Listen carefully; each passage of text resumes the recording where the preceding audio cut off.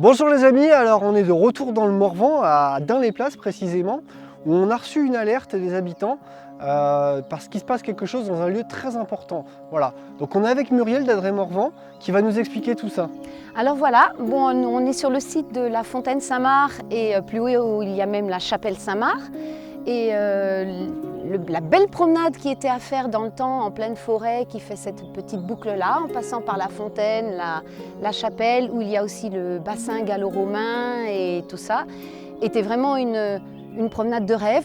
Tout le monde venait la faire, c'était splendide. Le site de la fontaine était juste idyllique, avec sa statue Saint-Marc au milieu. C'était un coin très spécial. Et ça a un petit peu changé ces derniers jours. Ça a été très rapide, hein, en quelques jours.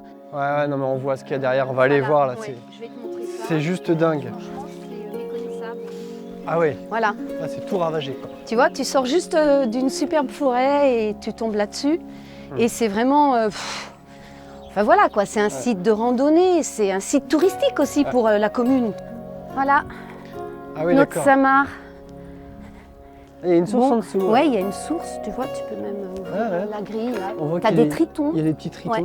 Et c'est un lieu qui est important aussi, il y a un patrimoine architectural, c'est ça ce que tu m'expliquais? Oui, il y a un patrimoine architectural et puis tu as ce bassin, c'est un bassin gallo-romain quand même. Alors ce qu'on voit autour là, c'est que un peu partout c'était des épicéas, c'est ça hein? Ah oui, c'était une forêt d'épicéas, ouais. Et épicéas qui commençaient à être malades quoi. On Bah, voit qu'il y a des branches oui. rouges. Oui. Il y en a encore quelques-uns debout d'ailleurs qu'on voit morts, donc oui, ils devaient être touchés. Touchés et c'est vrai qu'on voit les écorces, on va les voir un peu plus loin après, même sur cet arbre. Il y a un insecte qu'on appelle le scolite qui fait partie normalement de la forêt et qui vient s'attaquer aux arbres un peu dépérissants en fin de vie. Bah, sauf que le problème c'est que l'épicéa qui a été planté ici, il n'avait rien à faire là. On le voit autour, on voit encore quelques arbres, quelques feuillus et bah, en fait la forêt ici naturellement c'était du feuillu.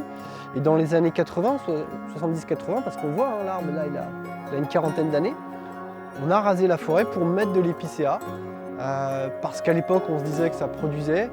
On a mis de l'argent public ici, hein, beaucoup pour planter ça. C'est ça qui est un peu révoltant.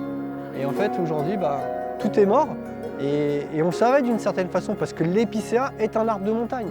Alors bah, la question effectivement qui se pose ici c'est qu'est-ce qu'on va faire après? Parce qu'après une coupe rase comme ça, bah, on pourrait laisser revenir la nature. Ça serait bien mais ça prendra un peu de temps. Et puis bah, c'est le genre de situation où effectivement une plantation peut avoir du sens, mais pour ça il ne faut pas qu'on plante juste du Douglas.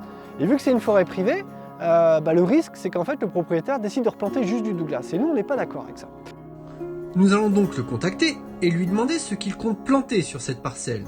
Si c'est à nouveau une monoculture de Douglas qui est prévue, nous ne voulons pas laisser faire. Alors on a une idée ma chère Muriel, explique-nous.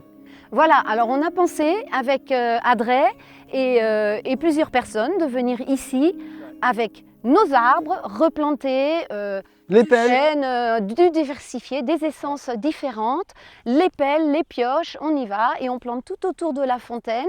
Et d'accord, c'est un lieu privé, mais pour montrer que c'est possible de faire peut-être autrement.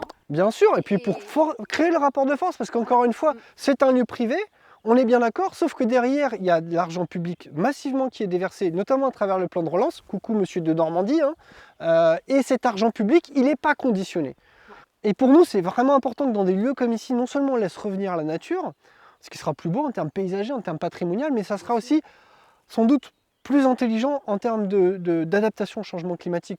Donc on vous donne rendez-vous, on vous tiendra au courant, hein, on va faire ça à l'automne parce que c'est le moment où on plante les arbres. On plante les arbres, Voilà. Ça sera une action bien entendu illégale puisqu'on est sur une propriété privée, mais qui nous semble parfaitement légitime vu le carnage qu'on voit autour. Ouais, tout à fait.